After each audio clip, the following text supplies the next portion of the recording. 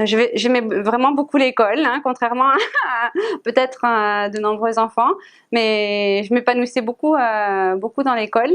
Et donc, dans mes rêves, j'avais juste envie d'aller le plus loin possible, puis de faire quelque chose qui me plaise, mais j'avais pas d'idée particulière en fait. C'est sûr que j'avais une bonne affinité pour la science.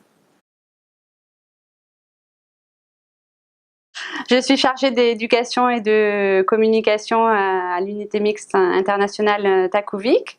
Takuvik étudie l'influence du changement climatique sur les écosystèmes marins et terrestres en Arctique.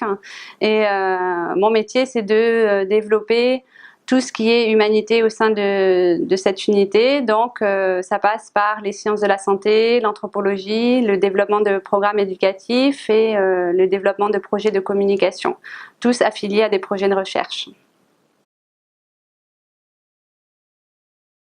C'est de savoir que je vais travailler avec une équipe avec qui ça se passe bien, avoir des collègues avec qui j'ai des bonnes relations.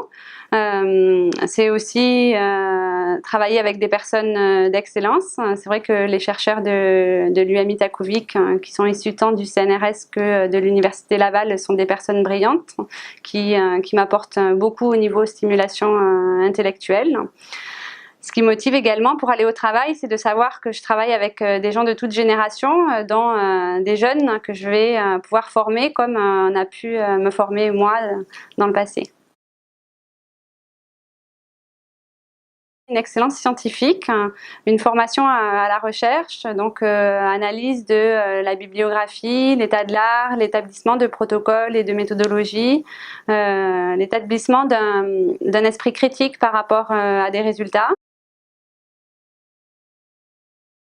Dans les écoles, c'est un peu des milieux clos, puis l'enjeu des agros, c'est de pouvoir s'adapter à un milieu international qui est beaucoup plus polyvalent et beaucoup plus peut-être ouvert que ce qu'ils peuvent avoir appris dans leur formation.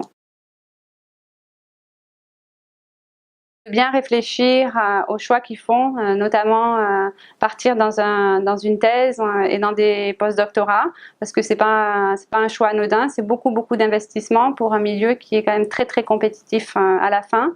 Donc s'engager dans cette voie, ça veut dire beaucoup de motivation, d'opiniâtreté puis d'engagement.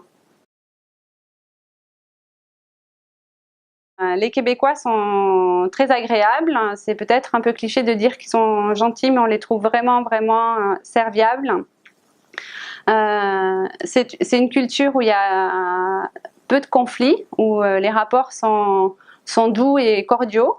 Il y a moins d'affrontements, on va dire, que dans la culture française, ce qui fait que parfois, dans certaines circonstances, c'est plus facile d'évoluer, notamment au niveau professionnel. La vie à Québec est aussi agréable parce que c'est une petite ville à dimension humaine. C'est aussi une ville qui est classée monument historique, patrimoine mondial de l'UNESCO, avec des petites boutiques et des petites rues qui sont vraiment très agréables à arpenter. Tomber en amour, ça veut dire tomber amoureux. Quand on tombe amoureux d'un Québécois ou d'une Québécoise, ou peu importe au niveau international, on dit qu'on tombe en amour. Et quand on a un copain, on dit qu'on a un chum. Puis quand on a une copine, on dit aussi qu'on a une chum ou une blonde.